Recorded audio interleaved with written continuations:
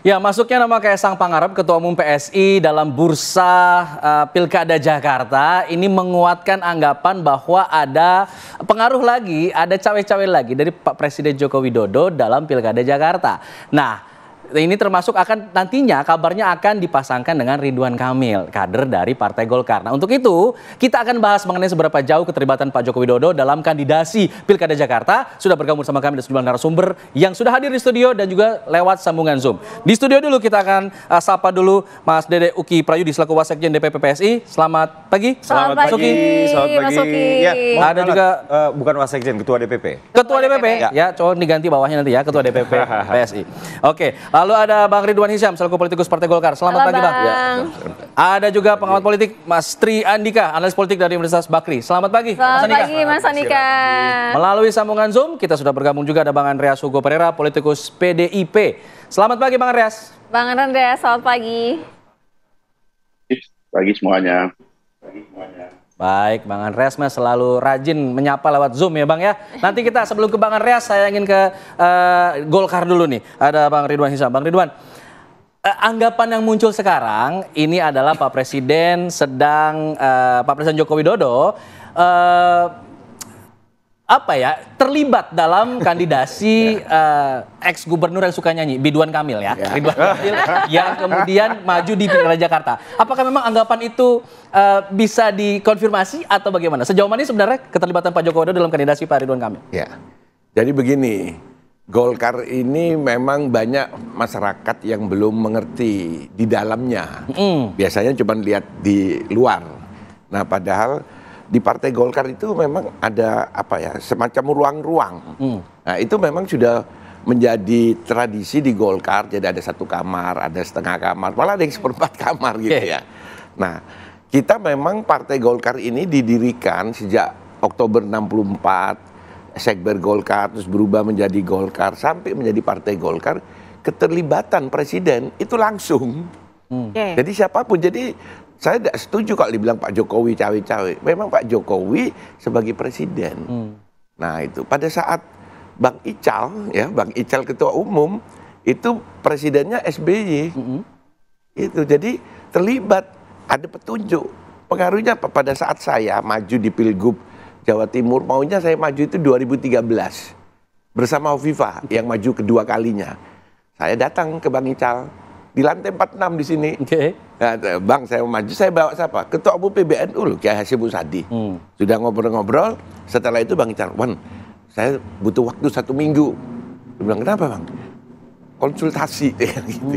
Sama Presiden Pak SBY. Jadi hal yang wajar kalau misalnya ada hal biasa, memang itu menjadi tradisi tidak tertulis di Partai Golkar. Bang Ridwan, artinya Ridwan Kamil ini juga nama yang dilontarkan oleh Presiden juga? Seminggu kemudian saya datang, Bang gimana?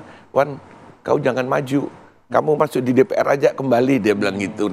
Karena Pak SBY masih tetap mendukung Soekarwo Saiful yang periode kedua. Akhirnya menanglah Soekarwo Saiful, Hovifah kalah yang kedua kali. Kan Hovifah menang baru ketiga kali baru menang. Nah itu proses. Jadi kalau di DKI ya sama saja, semua di seluruh Indonesia. Jadi Ketua Umum DPP Partai Golkar bersama Ketua Dewan Pembina saat ini, Ketua Dewan Pembina Pak Ical kan, Ketua Umum Erlangga. Begitu di DPP sudah ada kesepakatan, maka dikonsultasikan. Bukan di Jakarta seluruhnya. Artinya Bang Ridwan bisa dikonfirmasi betul begitu, artinya nama Ridwan Kamil untuk bertarung di Pilkada Jakarta itu juga betul. Ada runutan dari masukan dari Presiden Joko Widodo. Begini, kalau itu kita mengeluarkan 2 rekomendasi, bukan namanya surat tugas. Dikeluarkan sebelum pemilihan umum. Surat tugasnya itu kepada Ridwan Kamil dan ke siapa namanya? Sorry, kita punya 3 di sini. Malah 3 justru. Ridwan Kamil, terus Ketua Jakarta Mas Zaki. Sama Erwin Aksa. 3. Nah, Ridwan Kamil diberikan Jakarta dan Jawa Barat. Nah, itu yang saya bilang 2 posisi. Jadi ada 2 posisi disuruh kerja. Jadi mereka dalam rangka memenangkan Partai Golkar di pemilu Februari 2024, ya tadi mereka. Nah, nanti setelah melalui evaluasi, survei dan macam-macam, siapa yang tertinggi, itulah yang akan dikeluarkan rekomendasi. Tapi sejauh ini petunjuknya untuk maju di Jakarta, apa di Jawa Barat dari Pak Presiden Joko Widodo? Oh, kalau saya tidak tahu, saya tidak tahu karena itu konsultasi antara Ketua Dewan Pembina Bang Ical sama Pak Erlangga dengan Presiden langsung. Oke. Nah, untuk kemudian nama Ridwan Kamil ini sekarang mulai dikait-kaitkan dengan Kaisang Pangarep yang mulai muncul di bursa Pilkada DKI Jakarta. Apakah memang nama Kaisang ini juga atas pengaruh dari Pak Presiden Joko Widodo atau memang murni dari PSI sendiri atau bagaimana, Mas Uki? Ya, kalau dari PSI sendiri sih sebenarnya kami belum pernah merencanakan, boro-boro merencanakan membahas juga belum pernah.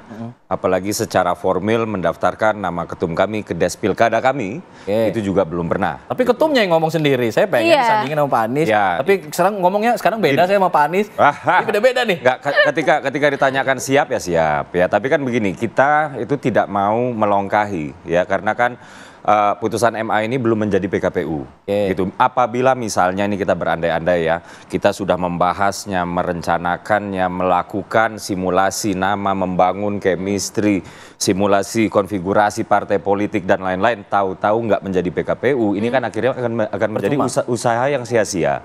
Gitu. Jadi hingga dengan saat ini Mas Kaisang itu masih fokus saja kerja sebagai ketua umum ya, yang sedang menjaring nama-nama potensial ya untuk pilkada di seluruh Indonesia. Gitu. Nah, itu yang pertama ya. Lalu yang kedua juga kami menghormati proses yang sedang berlangsung di PSI DKI Jakarta, yang dalam hal ini juga ya menjaring nama-nama. Nah, prosesnya tuh biasanya kayak begini. Jadi PSI di daerah tersebut ya, Dewan Perwakilan Wilayah kalau di DKI Jakarta konteksnya, itu kami tunggu dulu rekomnya.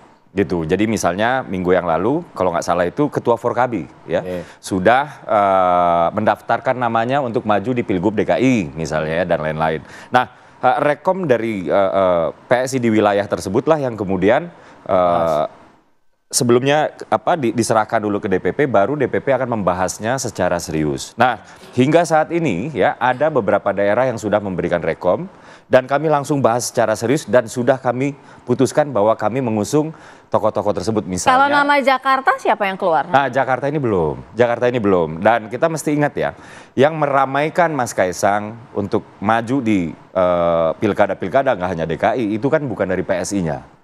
Gitu. Misalnya pernah di Kota Bekasi. Nah, ini kan yang mendaftarkan nama Mas Kaisang ke PKB ini adalah relawan Prabowo Gibran, ya. Kemudian yang di DKI ini kalau nggak salah saya justru adalah partai politik, tapi ada dua nih. Yang pertama itu adalah PKB, ya, PKB DKI sewaktu mendeklarasikan pengusungannya kepada Pak Anies, ya. Kemudian Ketua PKB DKI Pak Asbiala Ilyas menyebut nama Mas Kaisang itu 2 kali. Insya Allah Anies Kaisang menang. Kurang lebih narasinya begitu ya. Ada narasi itu, Ya. Lalu yang kedua juga partai politik yang lain selain PKB adalah Pak Zulhas ini yang saya lihat. Ya, Pak Zulhas juga sudah memention nama Kaisang.